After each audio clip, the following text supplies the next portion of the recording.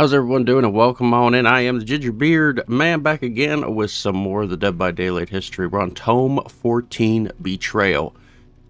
This is Torhas Kovex and Vidatori Toscano? Hopefully I said that right. I probably butchered one or the other. Either way. Obviously, you know the bottom one is the survivor, and the top one is the actual name of the knight. So, that is the story here of the knight and Viditoro here. So let's get it on. It's gonna be like ASMR kind of deal. You're just listening to the dialogue. So put your headphones on, relax, sit back, grab your drink and popcorn, all that good stuff, and let's get rolling. The god. His village burns. Warriors on horseback, swinging their swords. Axes split skulls. Slaughtering. Butchering. His father fighting outside. His mother preparing something on the small wooden table. The screams rise to a crescendo. He stares at his mother. No concern. No panic. No fear. Her face is hard and determined as she prepares a thick black elixir that she says will help them sleep through the madness. She is their strength. She is his strength. He has never seen her in this way, and he feels safe despite the chaos and carnage outside their small thatched home. His mother hands his brothers and sister small cups of the elixir. She turns to Tarhosh with a reassuring nod. She helps him drink his share and tells him everything will be as it is supposed to be. Bitter and thick, the elixir oozes down his throat as the cries and screams and clangs rise and fall outside. Then he feels it. The numbness spreads from his lips to his feet. Faces blur, sounds fade, and an inky blackness spreads over his eyes as he falls asleep in his mother's warm embrace. Then there is silence. When he wakes up again, he finds himself crushed under the weight of mangled and mutilated bodies. Sightless eyes, slashed throats, strange sounds all around him. Horses neighing, children crying, knights laughing and making merry. Young Tarhosh stares at a ghastly face pushing up against his. He shifts slightly and narrows his eyes. The blurred features suddenly reveal his uncle, eyes wide and scared, mouth caught in a death scream. Tarhosh knows he should be scared. He knows he should feel sad, but he doesn't.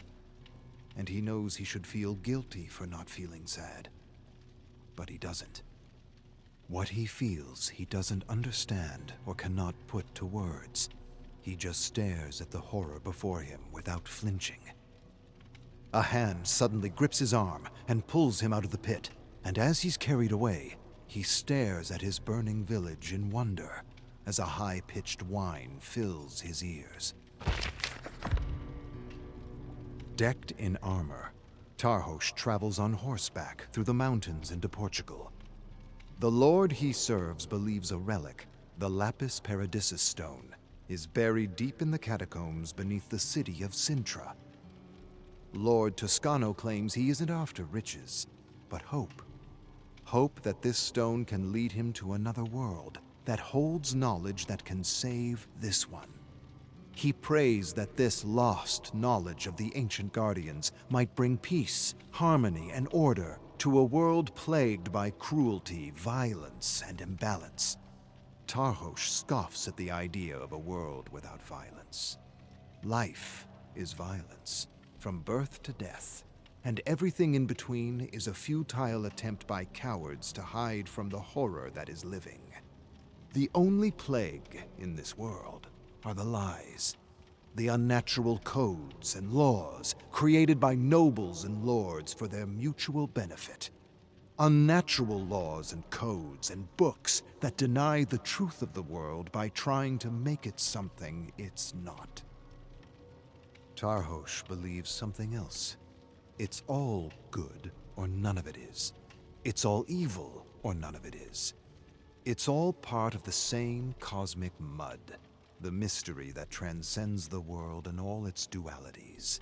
A mystery he never pretended to understand, but affirmed all his life with his sword and his disdain of those who used their laws to make their slaughter pious.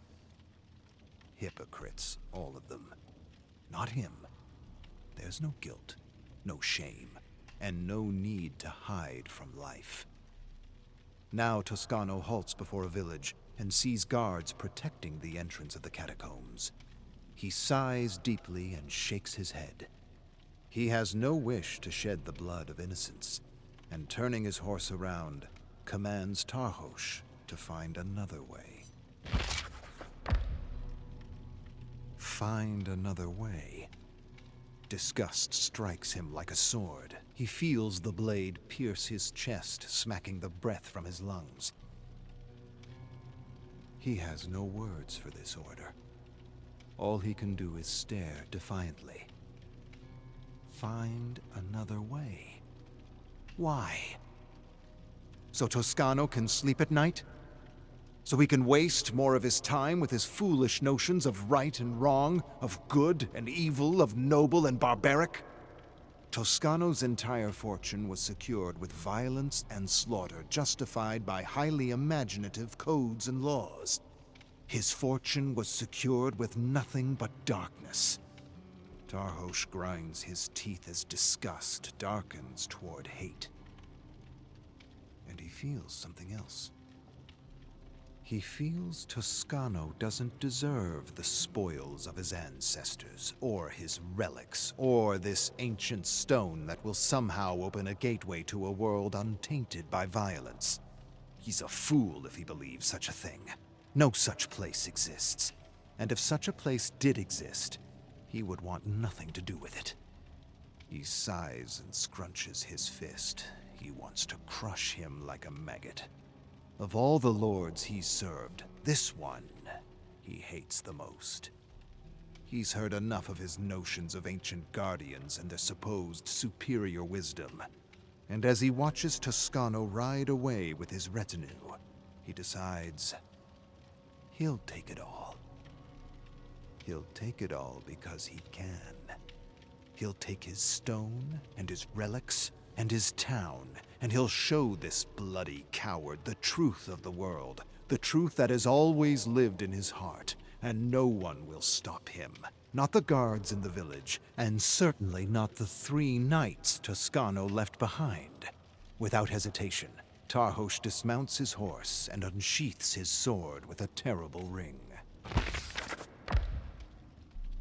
As the sun begins its slow descent, Tarhosh battles the 3 knights. They attack as one, and as one, they fall to his bloody sword. A knight refuses to die and stands with a right arm dangling by sinews of flesh. He grips his bloody sword with his left hand and attacks. Tarhosh evades and plunges his sword through the metal mesh and into his chest. The knight catches his breath, crouches to his knees, mumbles some death-fearing words, then slumps down in the dirt. Then Tarhosh turns toward the village, where he feels the eyes of a dozen guards on him. They watch him from the shadows as Tarhosh marches toward the ancient catacombs of Sintra.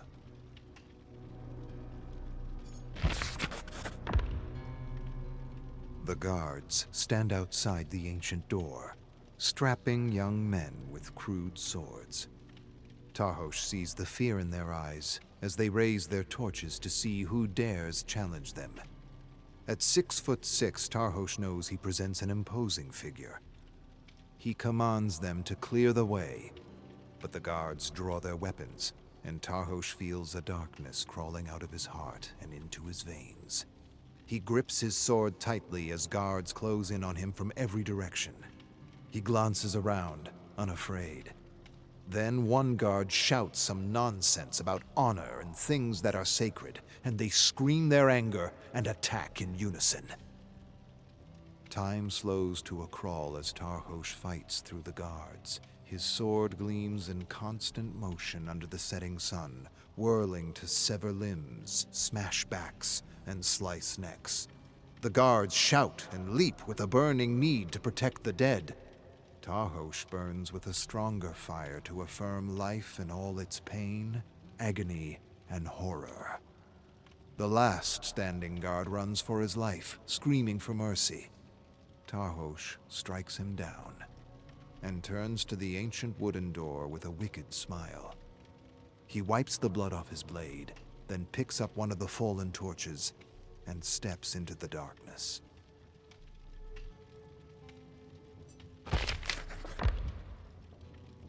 Death surrounds him, fills his nostrils.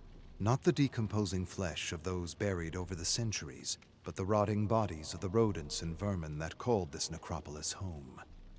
His torch illuminates ancient walls constructed of stone and skulls and bones arranged in oddly ornate displays. He feels the presence of countless lost and terrified souls. Cowards, all of them. He finds one skeleton impaled on a spear that sprang from the wall, a trap the ancients set to prevent treasure seekers from finding the stone.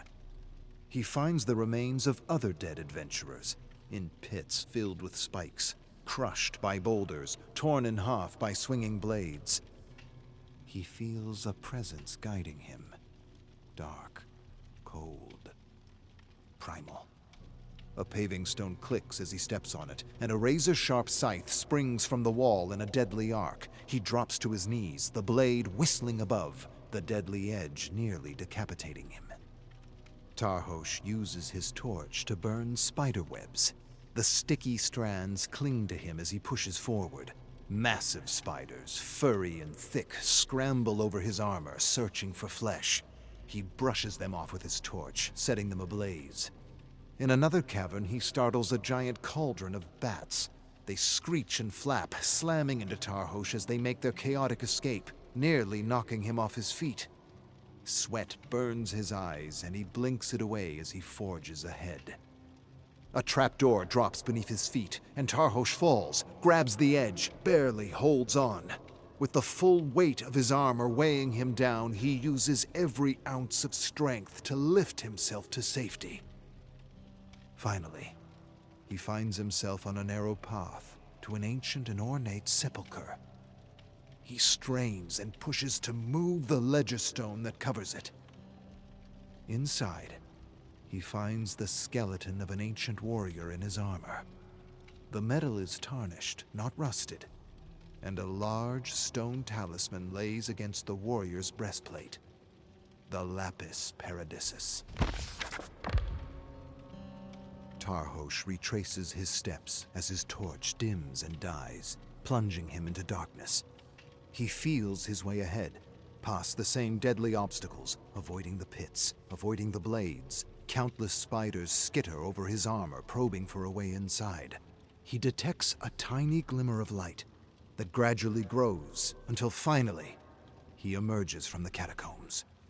With renewed vigor, he contends with a few surviving guards as he passes through the village, finds his horse, and sets off into the dark. Upon returning to camp, Tarhosh finds dozens of warriors and knights waiting to make him pay for his dishonor. They attack with a terrible scream. Tarhosh evades death blows and senses his fatigue, and he knows they are beyond his strength to defeat. But Tarhosh also knows it's not his strength defeating them, nor is it his skill.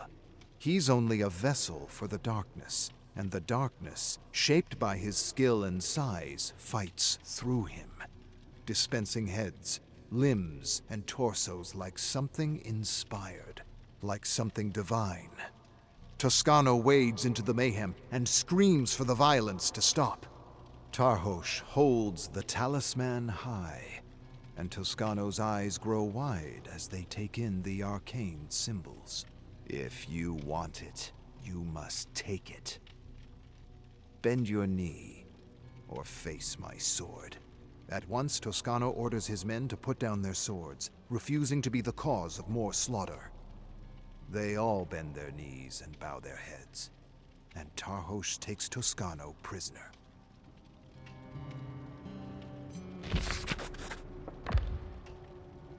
Tarhosh enters the dungeon and looms above Toscano, who sits cross-legged on the ground, surrounded by decomposing limbs and heads and an infestation of maggots. Toscano looks up at Tarhosh. Then his troubled eyes lower to a dripping basket in his hands. Tarhosh kneels before Toscano and opens the basket as though he were about to share bread and wine with him. But instead of food and drink, he pulls out a head, examines it, and asks his name. Cavalieri. Tarhosh places the head in a pile of festering heads so that the wide eyes are staring at Toscano. Then he pulls out another severed head. Arno. He was a coward, you should have heard him beg. Tarhosh pulls out two other gory heads and places them so that they all stare at their lord with wide, terrified eyes. He then pulls out the last head and holds it in the dancing torchlight. I liked him. He didn't beg. I think I'll keep this one. Tarhosh places the head back into the basket. He stares at Toscano for a long moment, then stands and exits the dungeon, leaving Toscano with a few more heads to keep him company and perhaps to help him remember where he hid his secret books and relics. Books and relics rumored to have been salvaged from another world, a world described as perfect. And to Tarhosh, this could only mean a world without all the lies and pretenses of civilization.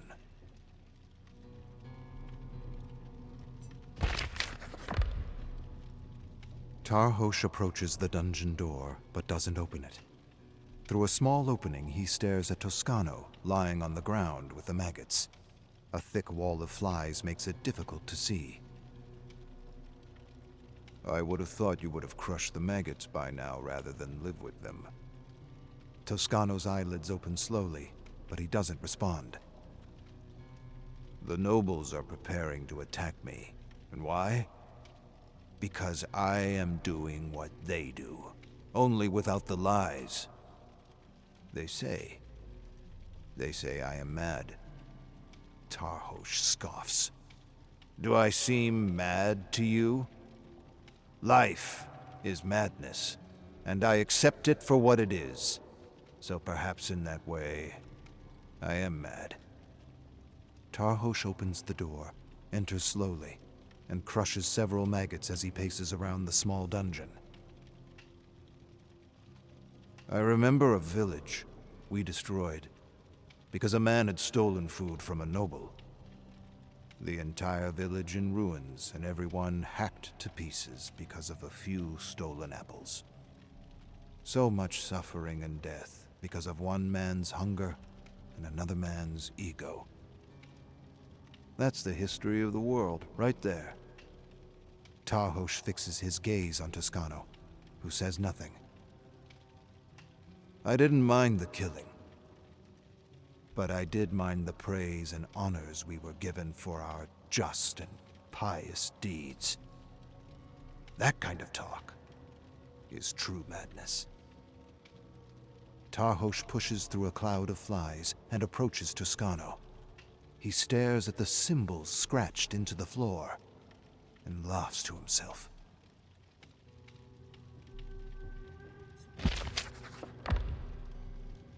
Tarhosh enters the dungeon and squats beside Toscano, handing him a wooden vessel of warm water. He watches his prisoner drink it down, then smiles at the growing collection of symbols on the ground. You should see what I've done with the town. I've made similar symbols with cadavers, and I've recently added old rivals to my rather impressive displays. I also have old friends helping me prepare to battle a small army closing in on us from every direction. A righteous army, here to put an end to my evil. Tarhosh breathes in the stench of rotting humanity. But something tells me they aren't coming for me. From what I've heard, a few nobles desire what you've been hiding from me. Which makes me wonder, what exactly have you been hiding from me? I offered the nobles the stone, but that didn't seem to interest them in the least. What makes this knowledge you have hidden from us so special? Tarhosh wipes away a pile of maggots from the floor to reveal a symbol. Not this knowledge of a perfect world. Tarhosh scoffs. What you don't understand in all your wisdom is that the world is perfect as it is. It is. And if you don't get it here and now, it doesn't matter where you end up or what knowledge you find. You will always be looking for something more. Tarhosh stares at Toscano for a long, pensive moment. Paradise will come when you make peace with life as it is, and not the way you imagine it should be. When you embrace the horror instead of running from it. Only when you can do this will you see the madness of your ways. Your futile search for knowledge, your foolish refusal to take a life. Even the life of a groveling maggot. Tarhosh pounds a fist and crushes several maggots into a squirming white paste. Then he picks the splattered pieces off his hand, stares at them curiously, and flicks them into the gaping mouth of a severed head. He stares at the head, remembering. There was a village, quite far from here. A small army advanced on this village on a mission, I suppose, to butcher the barbarians. To make this world a better place.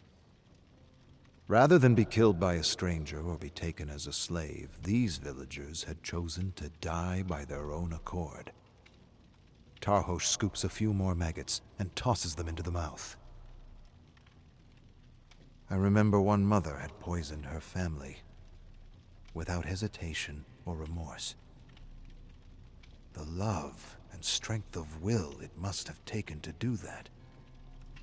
Something I've yet to see in all my experiences on the battlefield and off.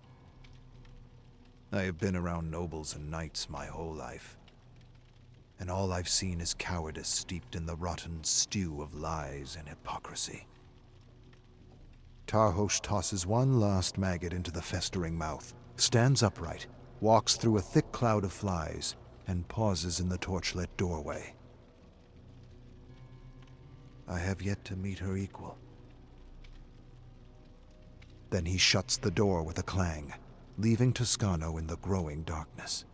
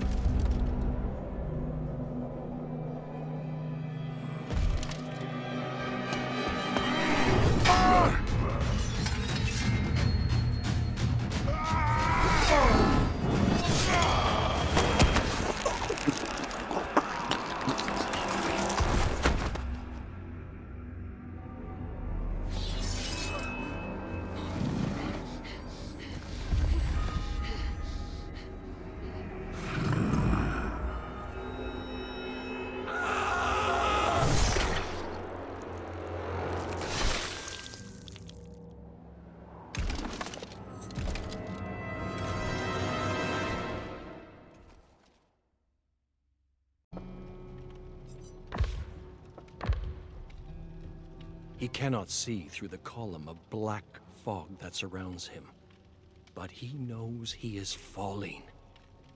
He does not know if he's spinning or if his mind is bursting with exultant joy. Those symbols, those desperate scratchings on the floor of his cell, they worked. He was a prisoner, but now he is free. The spinning intensifies. Bile tickles the back of his throat. He clenches his jaw, but at last his mouth is forced open, and from his lips spews black fog. It dances around him, flowing through the tangles of his unwashed hair and twisting around his bleeding fingers. This darkness, this foul miracle, is within him as well. It's a fascinating sensation, and he does not resist. He wants nothing more than to give himself over to it. The world as he knew it is gone. easily forgotten. But no, I will not lose myself.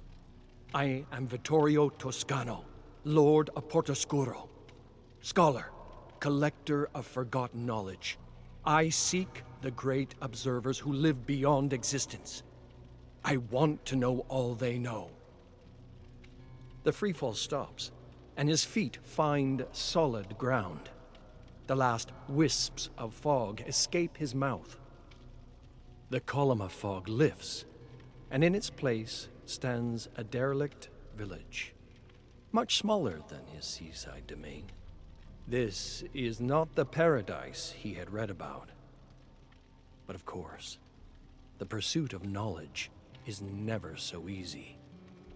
Wherever I am, this is just the beginning of my journey. I have not lost myself yet. The word lingers in his mind. Yet.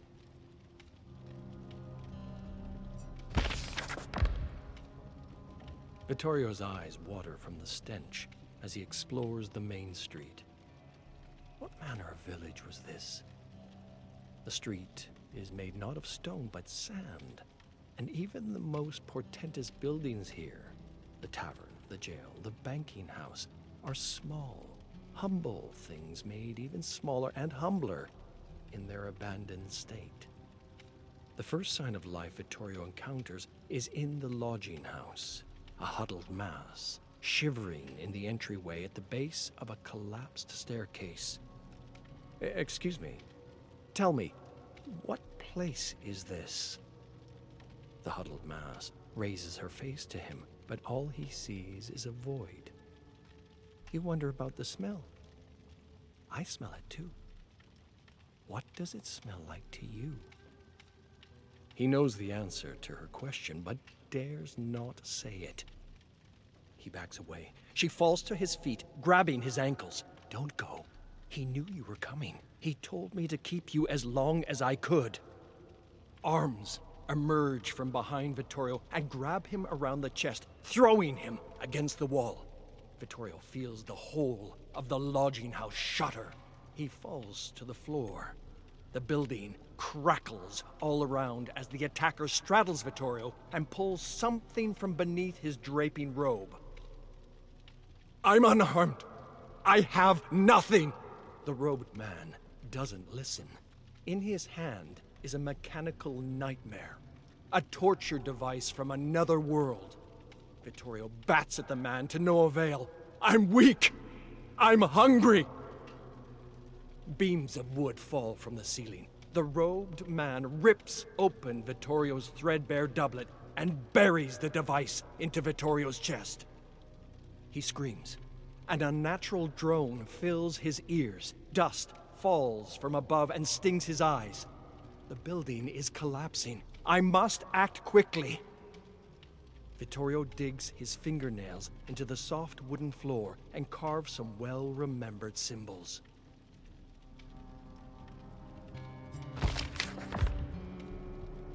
The world changes as he finishes scratching the symbols.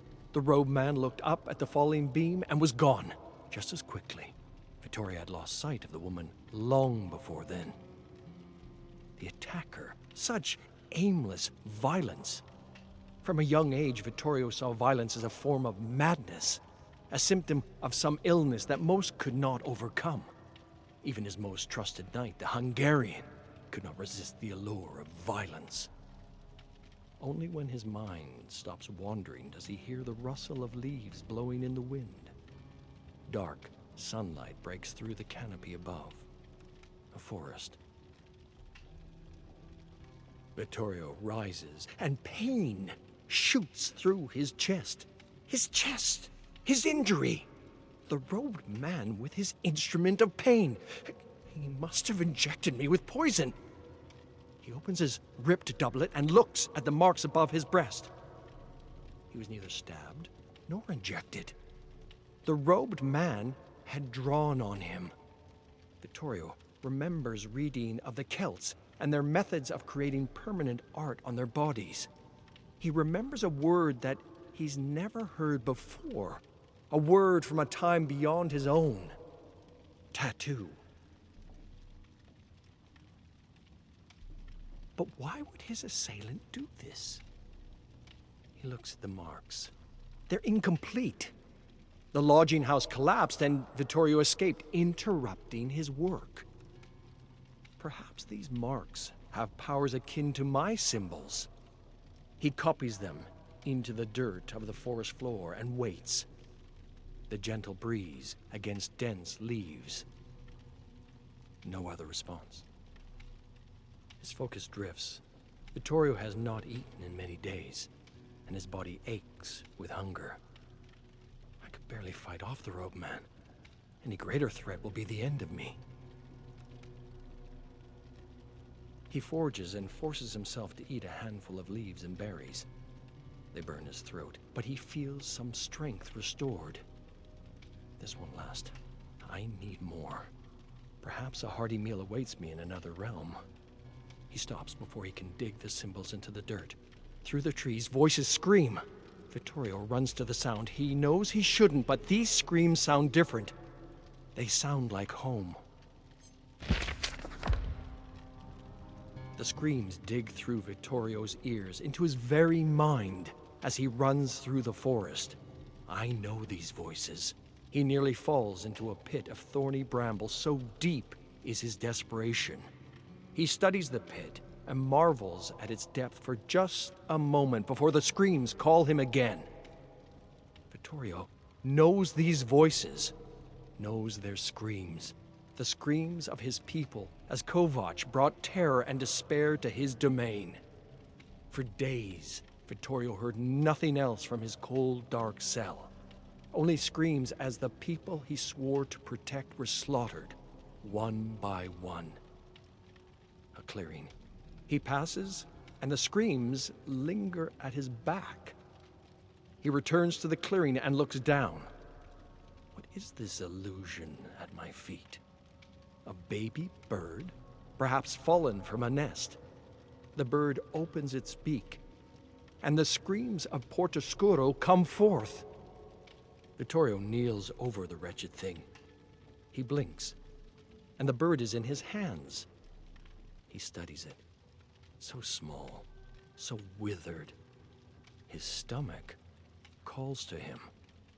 There's meat on this creature. It screams again. Stop! Stop screaming! Its neck must be so delicate. A pinch of your fingers and the screams will stop, and you will eat. His hands tremble. They close in on the bird. It opens its eyes for the first time, big, wet eyes, full of soul and sadness. He stops himself. How easy it is to give in to the madness. A little hunger, and I was ready to kill a harmless little bird. No, I will not lose myself. Vittorio relaxes his grip. The bird sinks its beak into his palm. He tries to drop the creature. It hangs from his hand, tearing his skin and drinking his blood, a vile leech that grows with every gulp. At last, he grabs the thing and throws it into the forest. The grown beast returns in a billow of red and black fog, a charging behemoth with wings that cut through the trees and a beak dripping with blood. There is nowhere to hide. The brush is too thick to navigate, but the beast moves in great strides without effort. Vittorio runs along the path, a tremor in his legs, and he stumbles. A plan forms in his mind. Keep going. I can feel that thing's breath on me. The beast snaps at his back, the sound of cloth tearing, the dull pain of blood welling. He turns a corner moments before the beast and sees his plan before him. Life and death condenses to a single moment, and action made quicker than the speed of thought. He avoids the pit of thorny brambles, but the beast, too immense in size and weight, cannot stop itself from falling in. The sound of a bone cracking, an otherworldly shriek, and Vittorio remembers his darling horse, Domenico. Vittorio watches the beast writhe in the pit, clawing at the edges, but unable to gain purchase. He sits, eats more leaves, and stares the beast in its great, wrathful eyes without blinking. The search for the observers continues. In his own time, Vittorio grabs a stick, carves his symbols in the dirt at his feet, and leaves the beast behind.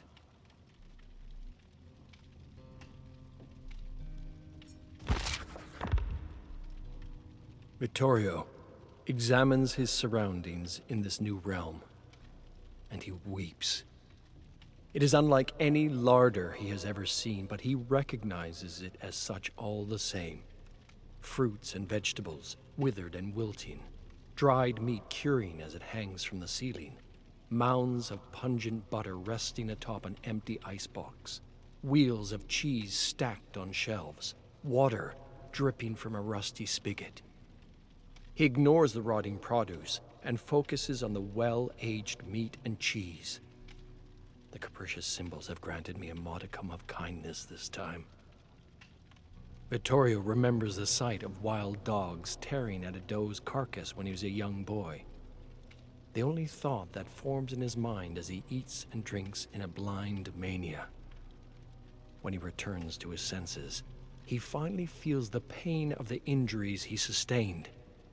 The bird beast tore a nasty wound in his hand and ran its beak across his back. He washes his black-red hands under the spigot, thankful the water runs clear. His doublet hangs from him in tatters, only fit to use as a rag to scrub his back. Vittorio pulls the doublet off his shoulders and starts at the sight of the markings on his chest. More than just the small tattoo given to him by his assailant. How long ago was that now? The tattoo has grown, with even more symbols and markings spreading outward, that first tattoo the origin point. He forgets about cleaning his back and studies the new tattoos. They look familiar, and it takes little time for Vittorio to recall a page of runes in his studies. He recognizes some of those runes here, growing across his chest to his shoulder. Is the tattoo growing still?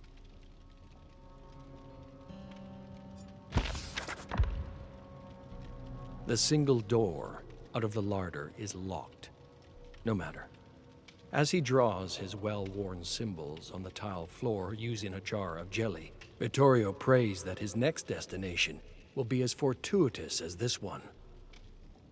Still no closer to finding the observers, Vittorio finds himself in a dimly lit room. The floor and walls are dirt. I'm underground. Dirt falls, and the ground quakes. A loud explosion from up above. I cannot stay here. He shivers. I'm all but naked. His eyes land on a pile of discarded clothes. Some leather, some coarse linen, all of it sweet relief. The outfit he chooses is oversized but immediately brings warmth.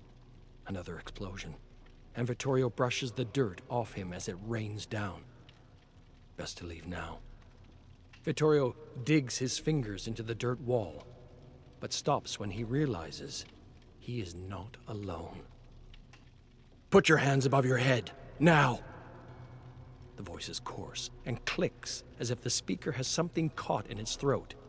Vittorio obeys the directive. Turn! Face me! Vittorio does, and finds himself before a feathered soldier, red and black, with a pronounced beak and eyes of screaming gold. In this thing's hand is a weapon beyond Vittorio's understanding. What are you? Vittorio already knows the answer. The bird beast he left in that forest pit, screaming in pain.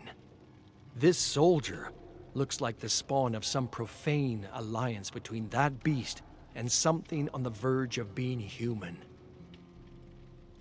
The soldier is soon flanked by others of its kind, and they lead Vittorio down a narrow hallway. They prod at his back as they force him up a stairway to an open door in the ceiling. A door to the surface. Vittorio flinches at the explosions that dot the landscape up above. A battle rages in the distance, and around him, uniformed beasts corral other humans into cages and carts. Prisoners of war. In my escape from captivity, I find myself a prisoner once again. A familiar screech rings through the air, and the beastly soldiers stop their plunder. They drop to their knees and look up at the large, winged behemoth, resplendent in its red and black feathers, its leg healed but twisted as it soars overhead.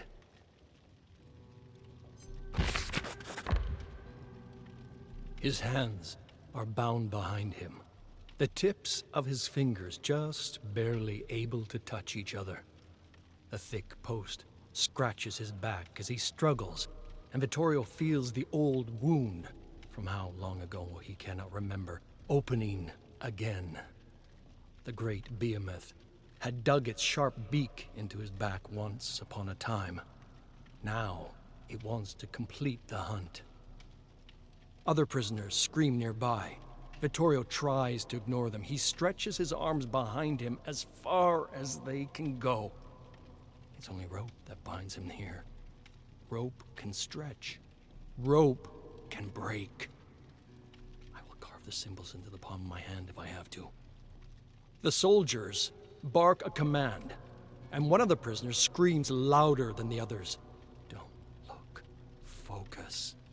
Even with his eyes turned downward, Vittorio can feel the tremble of the ground and see the flurry of feathers as the behemoth lands. Don't look. A whip of its neck, and the screaming prisoner is gone from his post. The behemoth gulps, its open beak turned to the sky. Don't look. I should have killed that thing when I had the chance. I should have made a fist around that wicked little hatchling and squeezed until it stopped moving.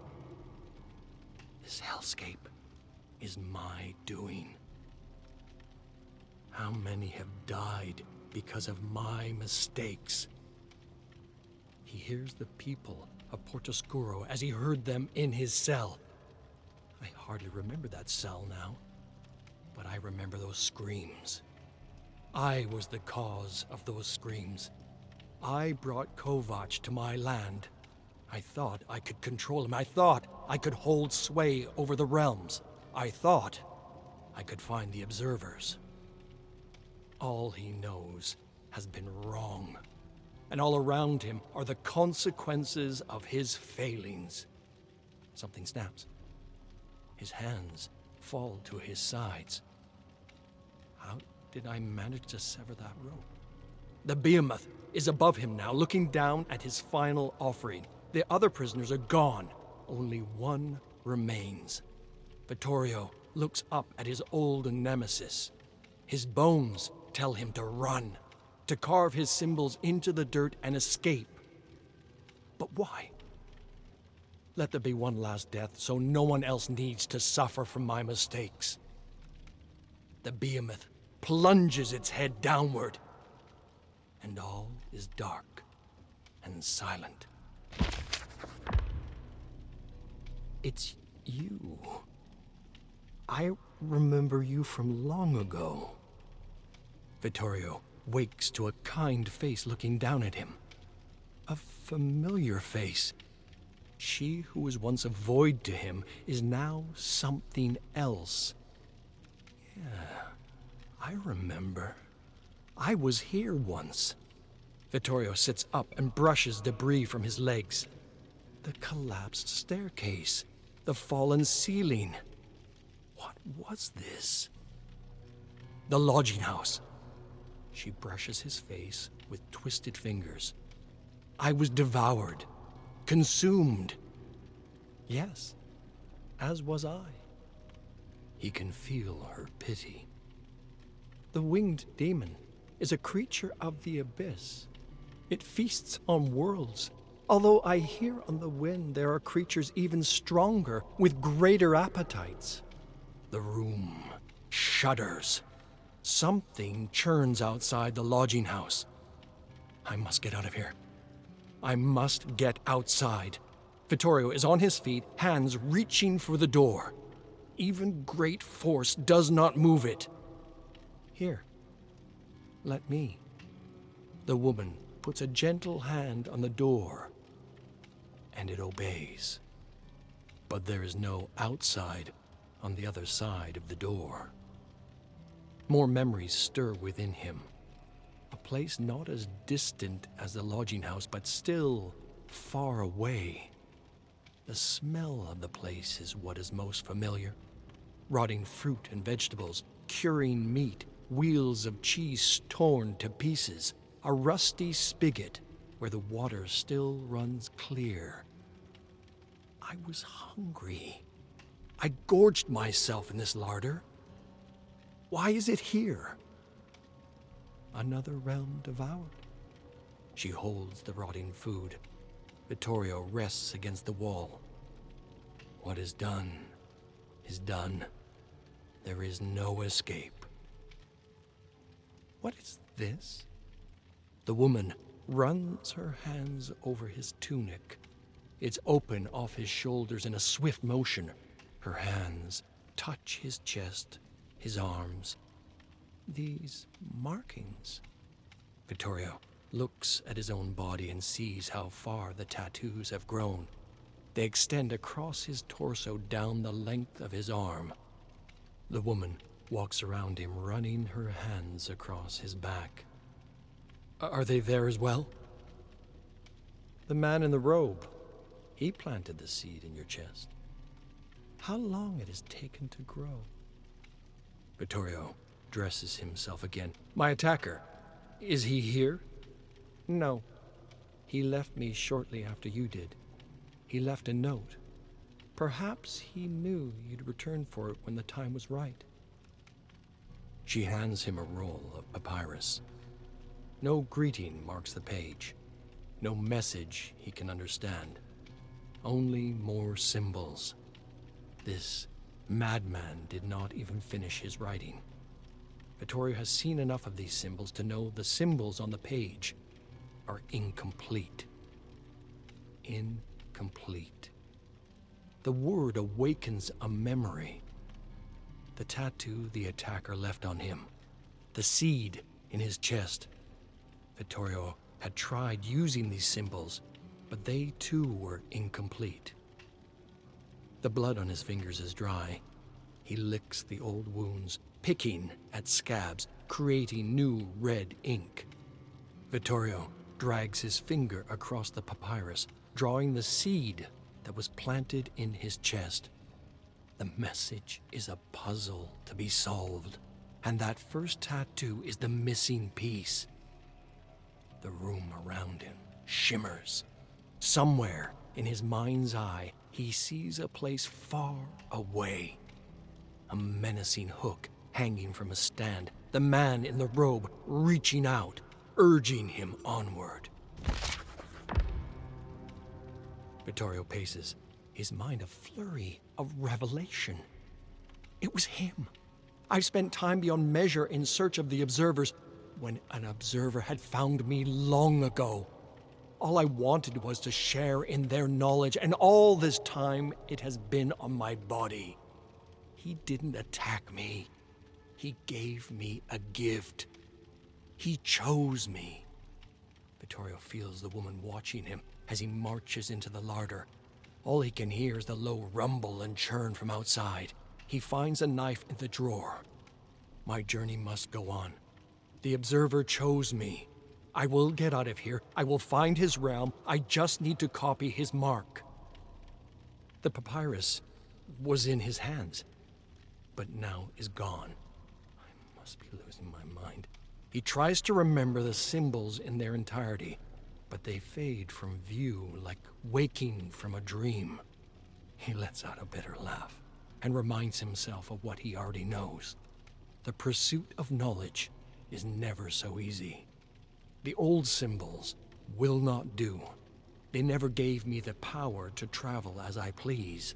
The realms they brought me to were random, often hellish. Somewhere on my body is the key to complete control over travel across realms. Somewhere on my body are the symbols that will bring me to this observer, to his realm, and the perfect world that lies out there somewhere.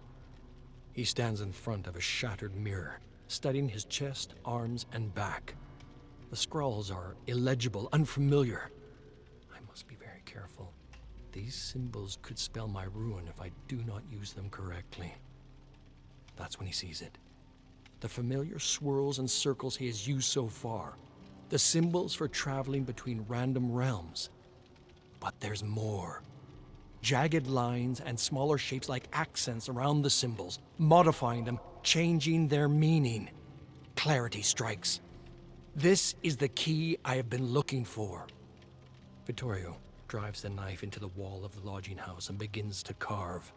A guttural scream vibrates through the room. Blood wells from the carvings and runs down the wall. I've never been violent before.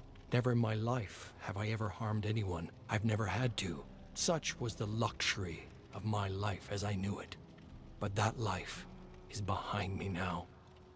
He runs the knife across the wall with precision, remembering every accent and nuance he never knew he needed.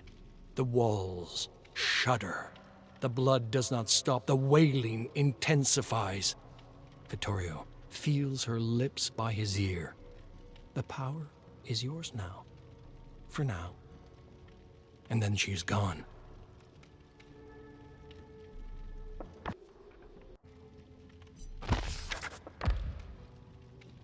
The sun sets over the distant hills, and the air smells of sulfur as Vittorio opens his eyes and looks upon a simple wooden shack.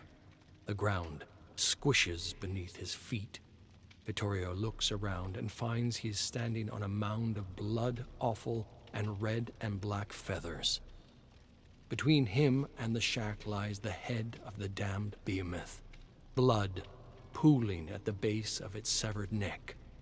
Vittorio raises his head to the sky and lets out a triumphant cry. The creature of the abyss lays dead at my feet, and I remain. The observer wanted me to come here. The symbols in their completion brought me here to this shack. A stepping stone to his own realm? I need to know more.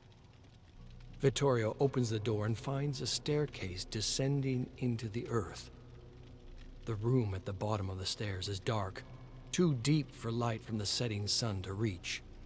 Vittorio feels his way through the silent dark until he can see the shape of a candlestick. The touch of his hand brings it to life, a flame dancing a light on its wick. A self-lighting candle. Ingenious.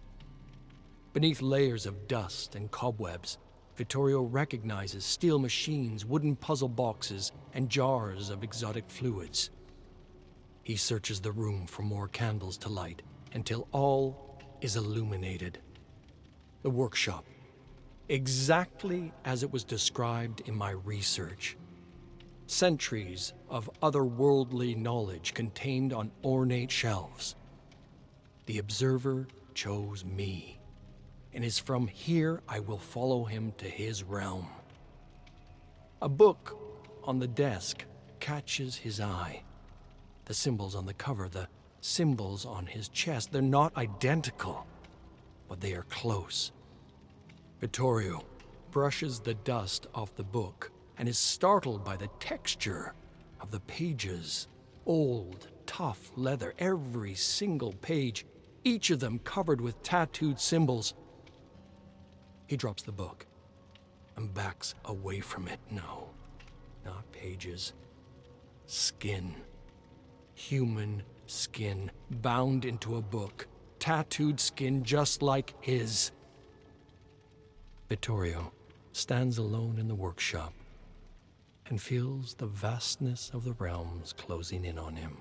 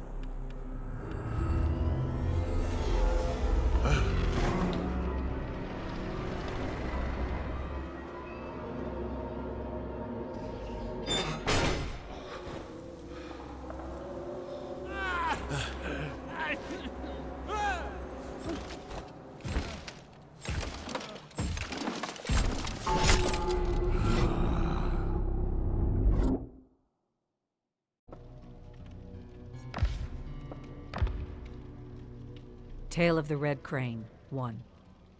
The strange thing, Saku reflected, was that she didn't seem to be aging. She had been traveling through the many realms, searching for her enemies for what felt like thousands of centuries, and yet she didn't feel a day older. There was so much she still didn't understand. She had learned about other worlds and people and their unique cultures and languages, and though she knew a lot about these different worlds, she knew very little about the many realms. This dark and mysterious place made of nightmares that she had unwittingly entered long ago while chasing down Black Serpent disciples through a veil of fog. Saku had tracked down and killed 12 of the 21 disciples. 9 remained. But Saku wasn't worried. She would get them sooner or later. Time was somehow on her side. Now Saku followed bars of blue-tinged light along a track through dark tunnels of concrete covered in graffiti. She halted as she saw a bright light approach her. Quickly, she sprang to the side and vaulted up on a ledge, just as a train filled with bodies came charging past her with a rush of air and the stench of rotting flesh.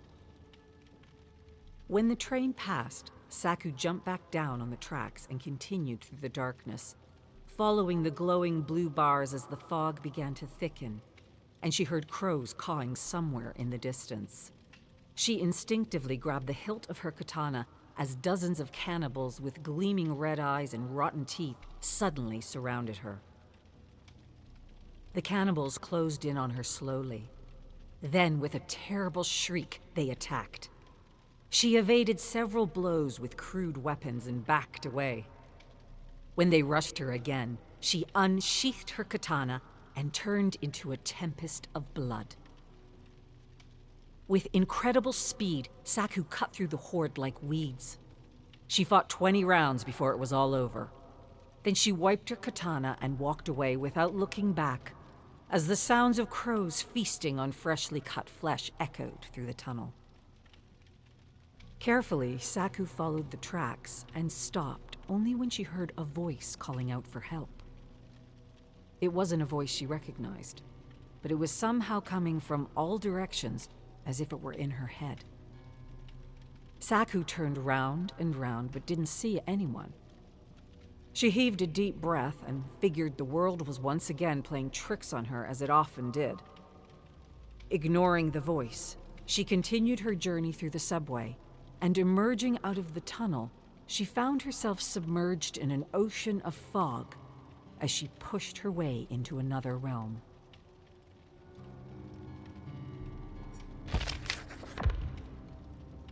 Tale of the Red Crane, 2. After many days of wandering through a rocky desert, Saku heard whispers in the breeze, leading her to a forest with thick, giant trees as tall as mountains. Cautiously, she followed the voice, wondering if the world was helping her on her journey to destroy the Black Serpent Society or toying with her. As though the growing fog could read her thoughts, she suddenly saw a serpent head in the distance. Slowly, she approached the towering structure and halted when she realized what it was. An offering to the Black Serpent. Bodies stacked upon bodies, all twisted and warped to resemble a serpent's head. Dripping vines as thick as a leg held the bodies together. A dozen symbols carved into the flesh writhed and crawled with worms and insects. Beneath the offering was a sign inscribed with crimson letters written in a language she didn't understand. She had seen several of these offerings back home, and she knew the creator was not far from the creation. Or, perhaps, was still embedded in the structure. With great care, Saku inspected every inch of the offering. None of the faces seemed to be alive. No nostrils flared, no eyes blinked, no fingers twitched. Then, as she turned away from the offering, she heard a laugh. A deep, sonorous laugh. Instantly, she peered in the darkness and saw a man in a dark robe beckoning her. Fixing her gaze on the Black Serpent disciple, she determined to end his days as a corrupter and slice him into ribbons. The blood in her veins warmed as she closed her eyes and slowed her breathing, preparing to attack. In her mind's eye, Saku saw herself rushing through the trees, leaping and slicing right through his neck. Then her eyes snapped open, and she began a slow gait toward her enemy. Her pace quickened to a deadly sprint. Within moments, she lunged into the air with her gleaming katana. A second later, she landed, staring at the disciple as the head fell with a heavy thud and rolled to a stop by a pile of thick leaves. A geyser of arterial blood sprayed the ancient trees, but the torso didn't stagger, didn't convulse, didn't collapse. Instead, it squatted and searched the ground for its missing head. Realizing this was all a trick being played on her by a cruel world, she cursed her frustration as the severed head began to laugh at her. The apparition stood, holding the laughing head, every cackle adding to her humiliation. With a terrible cry, Saku sliced the false serpent into 1,000 pieces, each piece burning like a bright orange ember as it fell and disintegrated into the stewing fog from which it had been born. After a long silence, Saku continued through the forest toward another realm as massive branches suddenly crashed down all around her, trying to crush her like a bug. Slicing through the falling branches, she rushed through the onslaught, leaping, dodging, somersaulting, and she didn't stop until she was out of the woods. Tale of the Red Crane, 3. For days, Saku pushed on blindly through the realms until she reached the edge of a rocky cliff. Ahead, she saw a tower standing atop a column of rock that rose from the darkness below. Just above the tower, there hovered a strange airship, covered in purple gore and dead creatures, with squid-like heads and tentacles dangling from the sides. A wooden ladder connected to the cockpit was lowered to the tower's roof. Someone was searching for something inside the tower.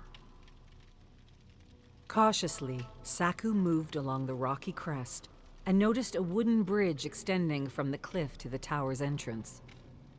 Wanting to inspect the abandoned structure, she carefully inched across the creaking bridge and nearly fell 3 times. But each time she managed to regain her footing until finally she was at the base of the tower. Entering the tower, Saku soon discovered it was full of journals written in Korean and filled with illustrations of strange insects and creatures observed in the realm. She moved from room to room as she ascended the spiral wooden stairs to the roof. In each room, she found stacks of endless journals of a despairing mind. A mind not unlike her own. A mind that longed for companionship and laughter and talks under moonlit skies. Saku had been alone for what seemed like an eternity. And more than anything, she missed talking and laughing with friends and family. Her journey had taken its toll on her. For a second, just a second, she contemplated making this tower her final resting place. But as despair began to overwhelm her senses, she heard a voice calling out to her for help. A voice that seemed to be coming from the roof. With a start, Saku dashed up the stairs, unexpectedly scaring a young man who froze wide-eyed for a moment as though he recognized her. Then the young man grabbed a collection of scrolls and bolted up the stairs, screaming for someone named Haley. Saku cried for him to stop and chased him up to the roof. Not to hurt him, but to know more about who he was, where he came from, and how he ended up traveling on an airship in this endless nightmare. But it was too late. By the time she rushed through the doorway, the airship ladder had been pulled into the cockpit, and the heavy motor was moaning a lonesome note into the endless abyss. Slowly but surely, the airship pushed through the billowing fog, sounding a deep foghorn now and then so as to ward off creatures of the abyss. Saku stared after the airship for a long time after it disappeared. Then she staggered back and collapsed beside a human skeleton secured in a bolted chair with a fishing rod in his hands. Countless bones of strange creatures he had pulled out of the abyss lay around him. Saku laughed out loud for a moment. Then she went silent, as tears began down her cheek. She shuffled back, grabbed the bottle in his bony hands, and soon downed the liquid fire. Then she grabbed the rod and cast a line out into the swirling fog below. There, Saku spent hours catching nothing and talking about everything to absolutely no one. Then she climbed over the edge of the outer wall, and for a moment she wanted to let go of everything and let herself fall, when suddenly she heard the voice. She fell back into a pile of bones with a terrible clatter and laughed and cursed at herself for letting the nightmare get to her. Clambering to her feet, she staggered down the stairs and continued her journey through the many realms.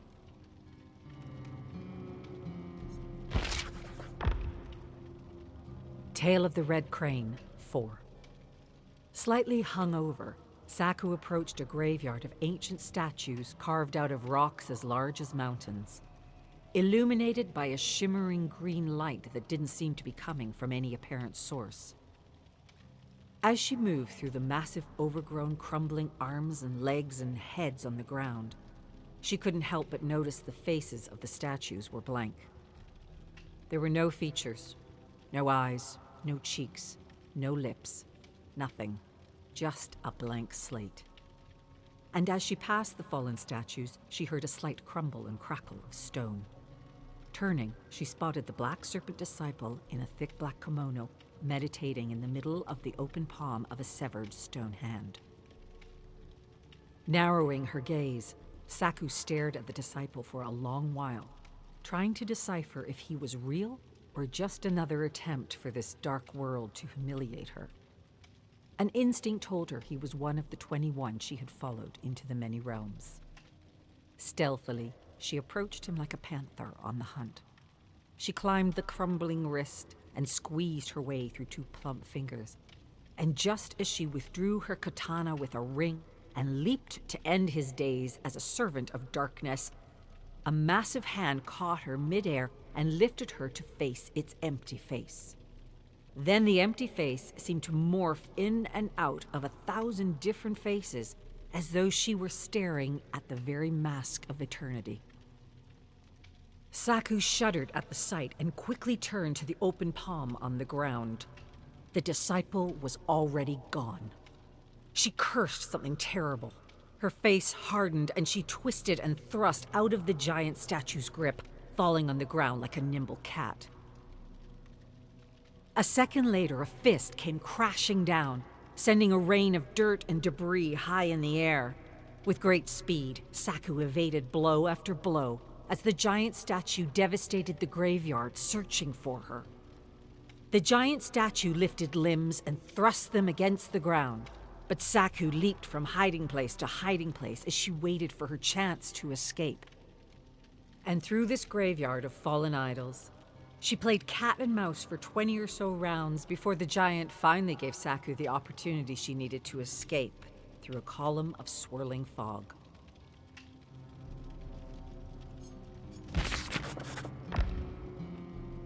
Tale of the Red Crane, 5. A scream rang out from just beyond the woods.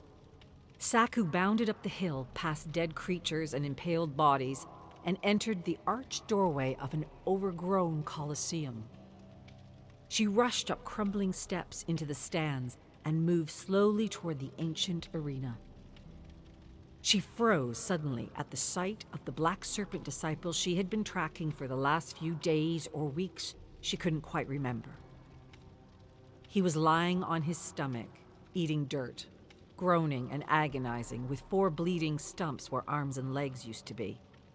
A pool of sticky crimson blood grew around him. Slowly, Saku approached the dying man, waiting for him to disappear into the fog like all the other cruel apparitions the world had created for its amusement. But when he didn't disappear or laugh at her, she realized he was real and not a fabrication of the nightmare.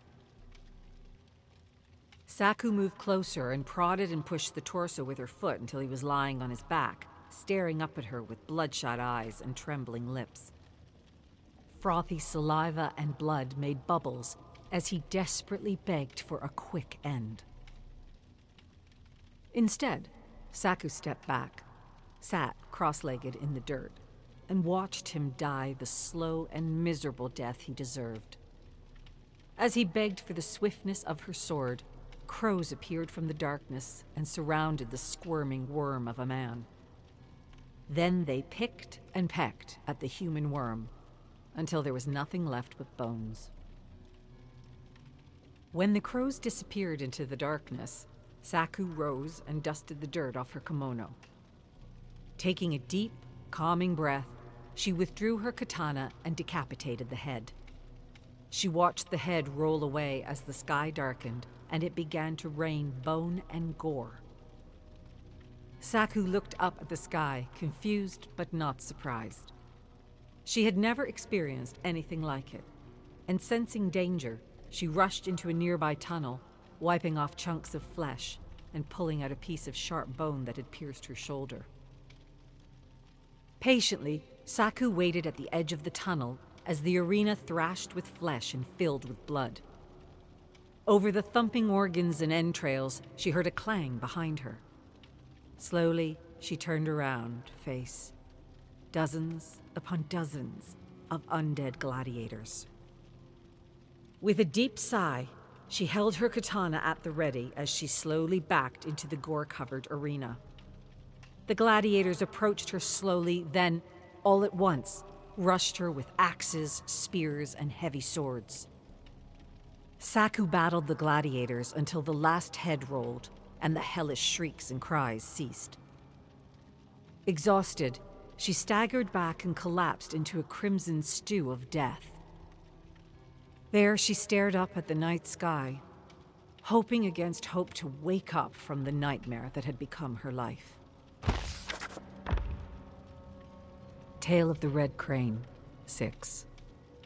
After weeks of tracking black serpent disciples through strange and brutish realms, Saku found herself pushing through a marsh of thick grass and deep putrefied flesh, like mud. Several times she got stuck, then found the strength to pull herself free and continue, despite the barrage of dark and despairing thoughts that assailed her with every step. At last, she traversed the marsh but collapsed right at the edge. With trembling arms and legs, she clambered to her feet and froze, staring at jagged mountains in the distance. Paralyzed by despair, she realized she didn't know what she would do once she fulfilled her promise and killed the last disciple. Nothing she did would ever bring her clan back, and for a moment, she wanted to fall back and let herself sink into oblivion. There would be nothing after. No anger, no hate, no revenge. Just loneliness and all the memories of what had been lost. Slowly, Saku extended her bloody hands in front of her face and stared at them for a long moment. Then she lowered her hands and winced in pain. A slow trickle of pus dripped down the length of her arm from a deep wound.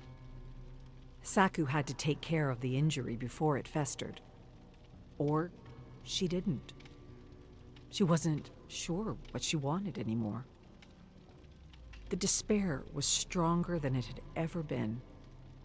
It clouded her judgment, blurred meaning and memory so that she couldn't fully remember her reasons, her purpose, her past. Now the only thing she felt was abandoned by everyone she ever knew and loved. And she knew this was an absurd thought, but couldn't help thinking it. Saku stood there for what felt like an eternity, just staring at the mountain before her. Feeling alone, she closed her eyes and tried to remember bits and pieces of her life. With difficulty, she remembered faces, voices, and laughter. And she remembered her promise. Her promise to bring her clan honor by finishing what they had started. By eliminating the Black Serpent Society once and for all. But first, Saku needed to eliminate her doubt and despair. Crippling thoughts and feelings amplified by the living nightmare. Opening her eyes, she crushed each dark thought like a psychic bug. Then, from a small pouch, she pulled out a piece of cloth and proceeded to dress her wound. As she did, a strained voice called out for help. At first faintly, and then louder and louder. She didn't try to understand any of it. And though she knew the nightmare could be setting her up for a trap, she followed the voice toward the mountains.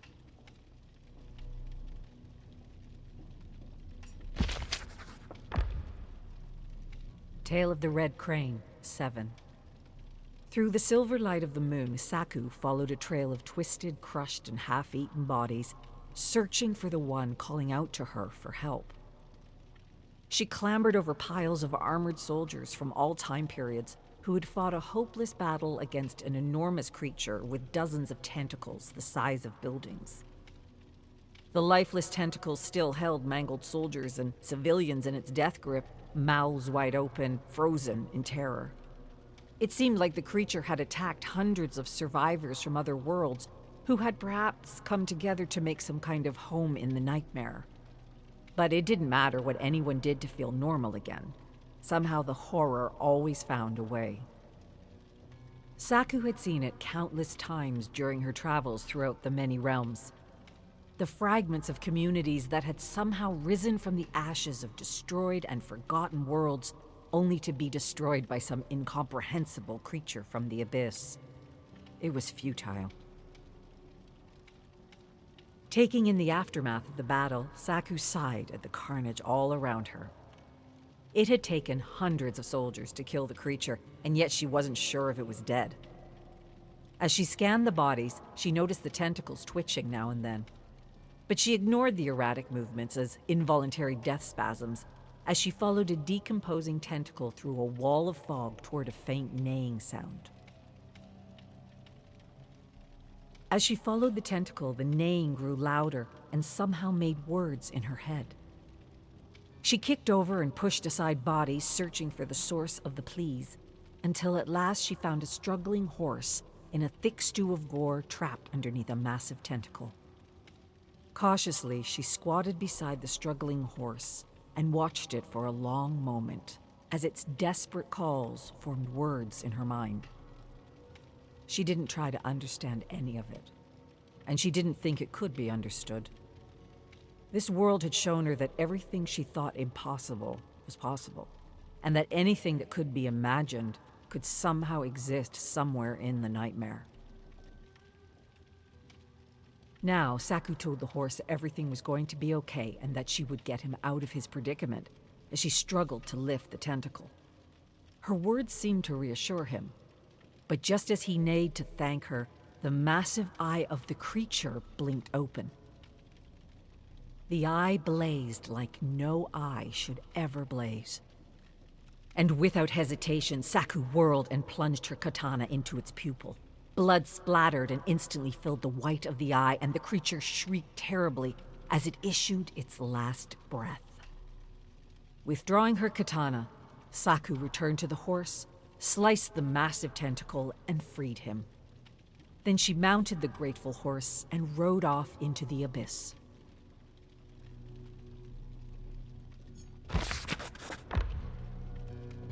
The Red Crane, a fury of blood. The gory head Saku tossed into the fire ignited, and sent glowing embers thrusting into the night sky. The dancing flames lighted her somber expression as she unraveled a scroll made of human skin and examined the ancient symbols. She couldn't decipher what any of the symbols meant, but as firelight glinted in her eyes, she noticed that several of the symbols began to shiver and squirm and change into other symbols. It was as if the symbols were alive. But Saku knew this to be impossible, and was sure her mind was playing tricks on her. With a start, she tossed the scroll in the growing fire. Then she rose and stood amongst the hacked corpses of her enemy, adding logs of bone and flesh to the hungry, upleaping flames. And there she stood, slowly feeding the fire, hoping against hope that one day she would rid her beloved country of the Black Serpent Society. Saku watched the pyre burn until all that remained was a pile of ashes and the untarnished scroll. She squatted by the smoldering heap and pulled the scroll out of the ashes as she heard the distinct click behind her. "Return what is ours and you will live." Saku turned to face several thugs in serpent armor with pistols at her. Her answer was the gleam of a blade and a fury of blood.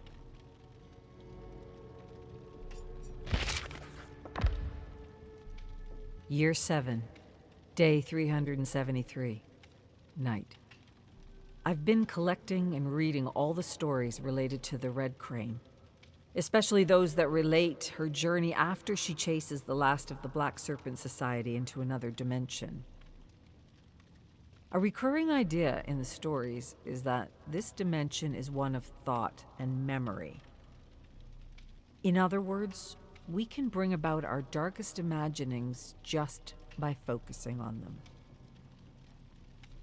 Seems to me, then, the first battlefield one must negotiate is the battlefield of the mind.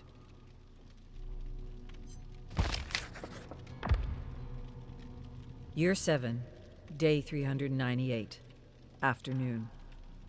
Several survivors happened upon the ruins of an airship. No bodies or signs of life. Reminded me of the story Sam shared with us the other night, about the survivors traveling through a nightmarish world using a makeshift airship. I should search the ruins and collect items to see if there are any actual links to the stories. Maybe we should make a collective effort to get it up and running. Didn't seem like such a bad idea.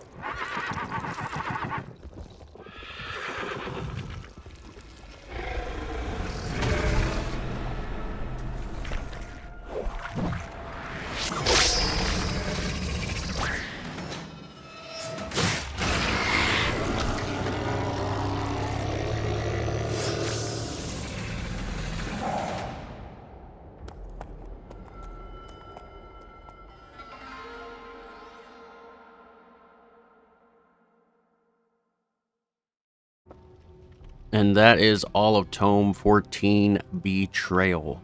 If you're not subscribed, please subscribe. I greatly appreciate it. Hit the bell, like, all that good jazz. I'll get Tome 15 out to you very soon. I also play Dead by Daylight live during the week if you'd like to stop in and chill. And while I do that, you guys all have a good rest of your day, and I'll see you on the next one. I am out of here.